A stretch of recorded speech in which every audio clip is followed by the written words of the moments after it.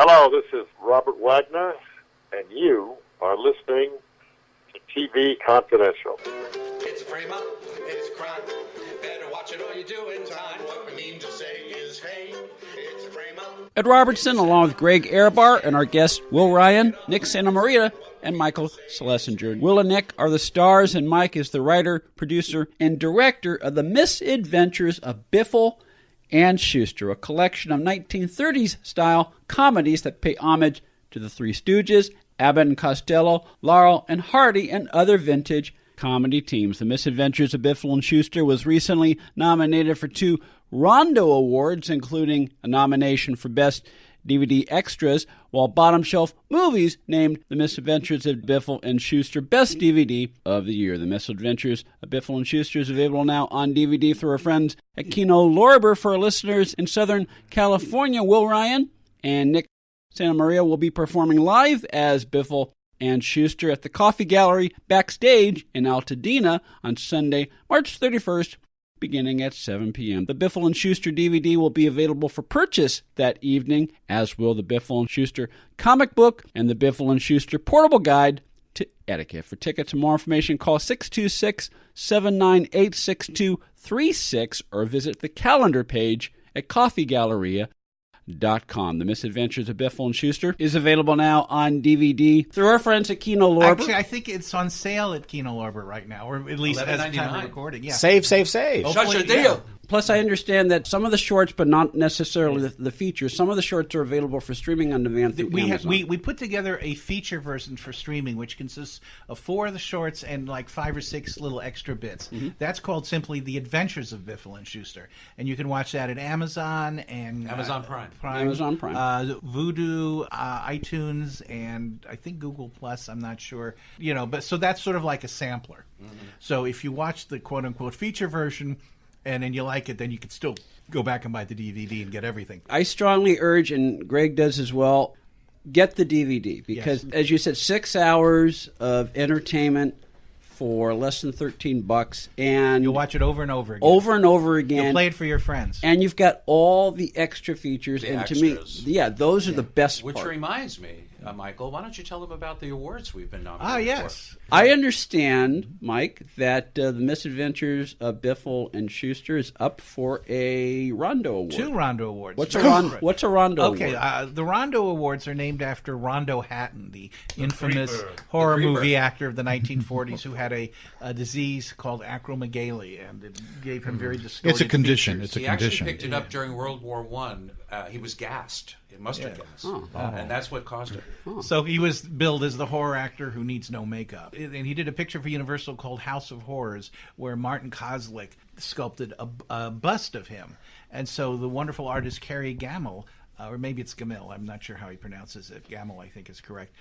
He didn't create the awards, but he was the one who designed the award, which is a little miniature bust of Rondo Hatton. Mm-hmm. And a man named David Colton, who for many years was an editor at USA Today, created the Rondo Awards, which honor outstanding achievements in horror, fantasy, and sci-fi in all media, movies, TV, DVDs, books, magazines, and live comedies, events, evidently.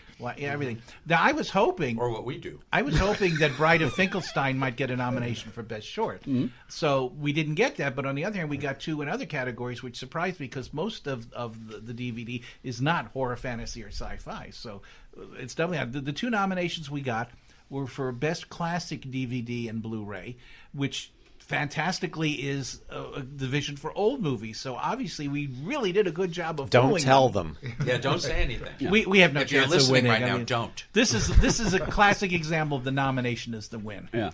And the second one, the one I'm really proud of, is that the nomination was for Best DVD Extras. I'm proud of that, too. Yeah, because we had a lot of fun. Yeah, Bill and I worked slavishly. One of the hardest part was trying to get it down because there wasn't enough space to include it. We could have put in another 2 hours worth of stuff, probably. Well, the vintage 1962 era interview with Biffle and Shooster in character alone extra. Let me explain how that came about.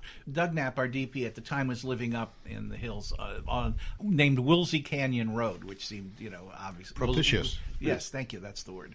So we were going to shoot the Mad Mad World outtake up there because that's near where some of the movie was actually shot, and we found a great location, which was near Doug's house.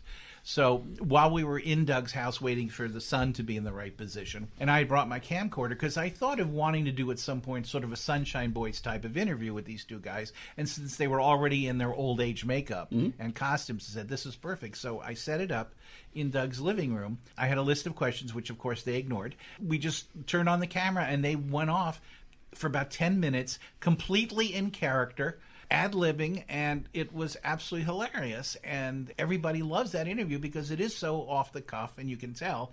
And then just because, as I said earlier, I love to play around with color and things, the setup was that this was filmed by a KNXT news crew in 1962, anticipating when the movie came out. But because their scene was cut, they just left it unedited in the vault for 55 years until someone stumbled over it.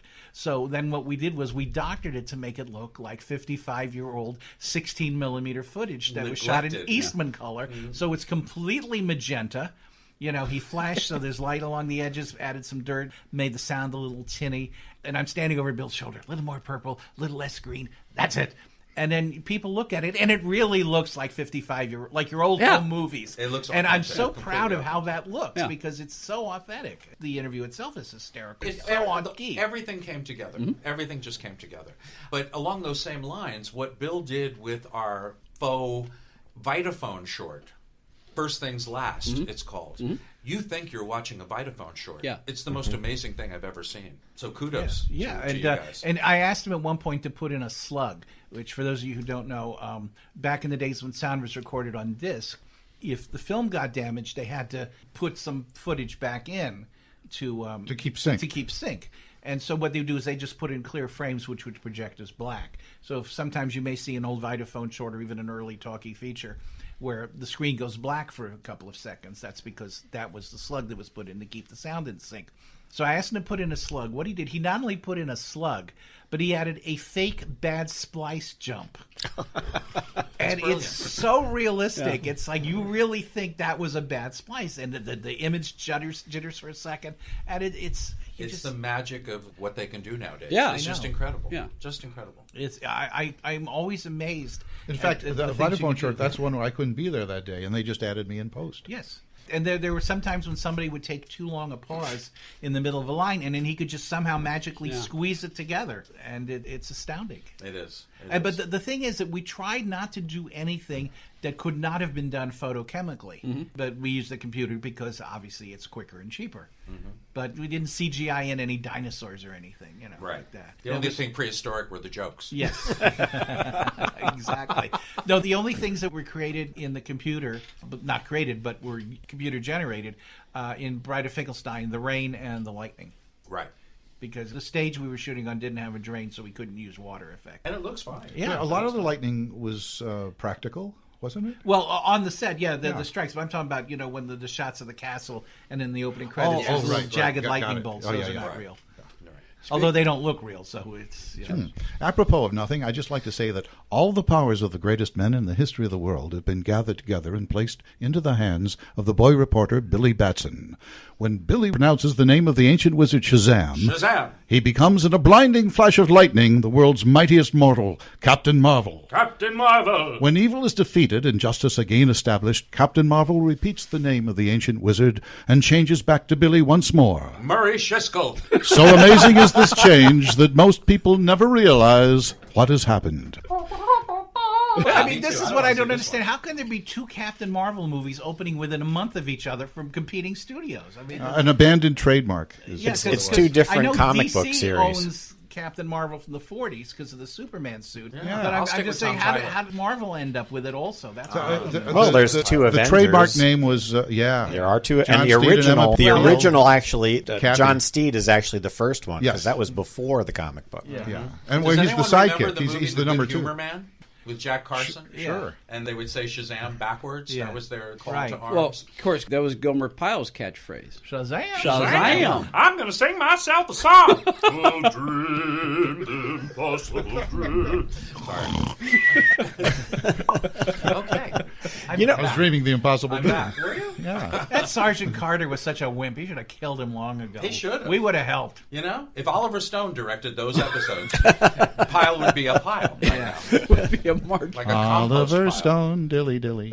Oliver Stone. It would be a much darker One of the show. things about the outtakes that's outstanding also is that after it's a frame up, when you're looking at the different the paintings, you have, I don't know how many different paintings that you look at and make jokes about, and we aren't spared any of those. And usually when they have the outtakes, there's even more. We shot what we did. Well, there's 3 paintings on the wall. I'm not including the main one. And so what we did, we rolled the camera, and I just start ad-libbing, and I threw them some lines. Did you mention the painter? Oh, yes, Courtney Skinner. Brilliant. A brilliant artist. So I gave him the idea, and he executed them. And so I said, I threw them some lines once in a while. So we shot 23 minutes of them ad-libbing, which, was a 2-reeler in itself, and then cut it down to 90 seconds for the feature. But there was enough good stuff left there. I said, we can use some of this in the outtake reel, and that's what we did. So I think there's like another 4 minutes or so. Because a lot of it was either repetitious or just not very funny. Yeah, probably the latter. But my favorite line, I hit my head on the favorite ladder. line in the entire short is one that Nick ad-libbed. One of the paintings is called Canadian Gothic, and it's American Gothic, and they're holding 5 infants, like the Dion quintuplets. Nick says, "Would you buy a painting like this?" And Will says, "I wouldn't, but I bet you Grant would." And then Nick comes back with doing perfect Cary Grant. "I certainly would. It would be a wonderful addition to my home." You do it much better than I did. But I mean, I certainly would. It would be a wonderful addition to my home. that just killed me. And I said, "Oh my God!" And I didn't write that. I just, But what would Randy say? But there you are. Ooh, something just fell down. Something fell. What was that? Even the furniture was laughing on the Yeah, floor. see that? Fell on the floor. That was my mail. Do you have any females? Our host has left us. While the host is gone, Biffle and Shooster will take over the show. Haven't they Hello, already? folks. Today we're being brought to you by Postum. Postum, the sticky little pieces of paper where you eat for write breakfast. Minutia and eat for breakfast. Mom, this cereal tastes like paper. Shut up and eat. You sound like Dad. What was Postum? Postum? What is Postum? It's beloved yeah. up by Mormons, isn't it? Mormons? Yeah. Well, the more the merrier, I always say. It's not Ovaltine. That's Apple what it Mormon? is. Didn't I thought it was Post? cereal. Yeah, like Post. Made Postum. It. Maybe. Maybe. I thought it was Or no, maybe it's Or is just it like a a fake creamer, coffee? creamer or fake something? coffee? It comes in coffee type It's jars. like chicory. Yeah, or something. I Oh, think, yeah. chicory. Oh, chicory. Now that we've gone completely off the Sorry. rails. And while we're trying to regroup, we will remind you that our guests this hour are Will Ryan, Nick Santamaria, and Michael Schlesinger. Will and Nick are the stars, and Mike is the writer, producer, and director of the Misadventures of Biffle and Shooster. Greg Ehrbar is with us. We hope you'll stay with us when we continue our conversation with Will and Nick and Mike when we come back for hour number 2 of TV Confidential. Stay with us. If you haven't been listening to TV Confidential, this is who you're missing. Michelle Nichols, Adrienne Barbeau, Leonard Maltin, Joyce Bullisan, Peter Onorati, Judy Norton, Ken Berry, Rhonda Shear, Michelle Lee, Jacqueline Smith, Lou Antonio. Shirley Jones. And many, many more of your favorite celebrities and people behind the scenes in the world of television. That's TV Confidential. Every week on this station and every day online at televisionconfidential.com.